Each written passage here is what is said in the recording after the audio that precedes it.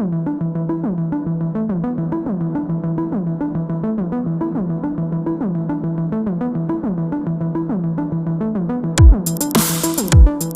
this fourth module, we are in the process of discussing the properties of electromagnetic interactions. And in this fifth video, we discussed the annihilation of electron-positron pairs into pairs of fermions. After following this video, you will know the main properties of the process of E plus E minus annihilation into lepton pairs and also the peculiarities of their annihilation into hadrons.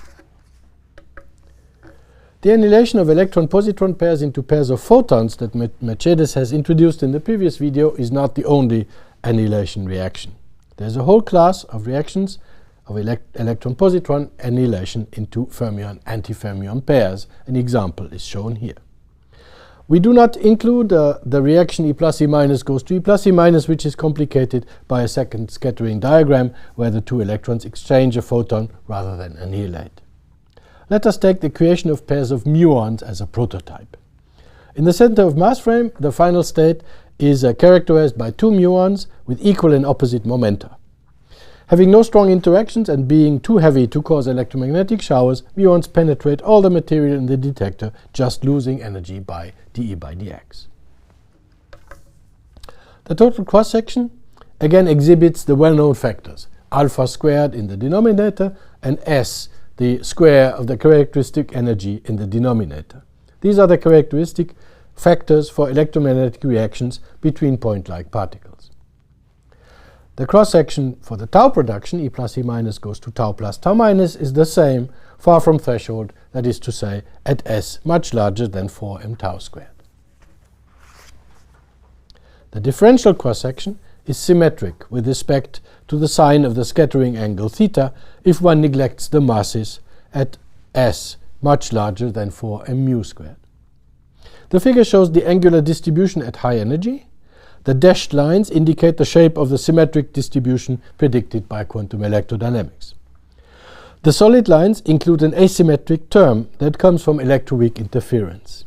The angular distribution in fact shows a deviation from symmetry that increases with energy. It is due to the interference with weak interactions that we will treat in Module 6. This prototype cross-section applies to all annihilation reactions which produce a fermion pair of negligible mass and charge plus or minus E. The coupling constant is hidden in the fine structure constant alpha equal to E squared divided by 4 pi. Again, an identical angular distribution is observed for the reaction E plus E minus goes to tau plus tau minus at energies much larger than the threshold for this reaction. Let us now turn to pair production of quarks, or rather quark-antiquark pairs by E plus E minus annihilation. Here we must consider two important changes. First, quarks carry electric charge either 2/3 for U, C and T quarks or minus 1/3 for D, S and B quarks, relative to the elementary charge E. As the quark charge comes in at only one of the two vertices, we must introduce a factor Qi squared in the cross-section for each quark type I. Second, quarks are produced with three color charges, red, green or blue, charges that are responsible for their strong interactions but to which electromagnetic interactions are insensitive. The color of quarks is another example of a property of the final state which is observable only in principle. We have no way to measure it, but it distinguishes nevertheless final states corresponding to different colors. We must therefore add the amplitude squared or the cross-sections. These are obviously independent of color, and for each flavor we obtain a cross-section which depends only on the electric charge but is 3 times larger than if the objects had no color. The mass of quarks is negligible for U, D and S, but not for the heavy quarks C, B and especially T. For them there are production thresholds as indicated on the bottom of the slide. In the inclusive cross-section E plus E minus goes to QQ bar, there are steps at these thresholds. Quarks in the final state are not observed as such because of their strong interaction which starts acting as soon as they are produced. the color field that is established between them is so energetic that additional quark-antiquark pairs spontaneously pop up and cluster around the primordial quark as hadronic jets. You see an example in this picture from the L3 experiment at LEP. The jets follow the initial direction of the quark. Their total energy is that of the quarks. The multiplicity of charged and neutral particles inside each jet is high. Each quark forms at least one jet, such that the event contains at least two of them. We will come back to the jet phenomenon in Module 5 when we discuss strong interactions. Because of the conversion of quarks into hadrons, we cannot necessarily differentiate their flavor either. We consider therefore often the inclusive hadron cross-section, sigma e plus e minus goes to hadrons, which to first order is given by the sum of the individual cross-sections. This again because in principle flavor allows to distinguish them. You may wonder if the conversion of quarks into hadron jets does not change the cross-section.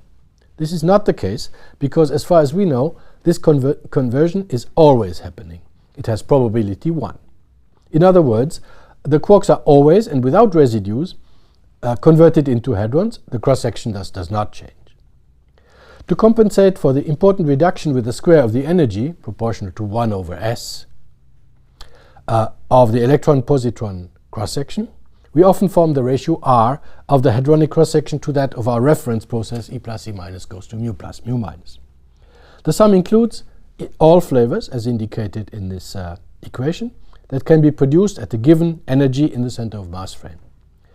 To first order, in the different energy regions, we just obtain simple ratios of whole numbers. At each threshold, there is a step in the cross-section because a new channel opens up. This figure compares the rough calculation that we just did to a compilation of experimental results from the particle data group. The data come from experiments at various E plus E minus colliders at different energies.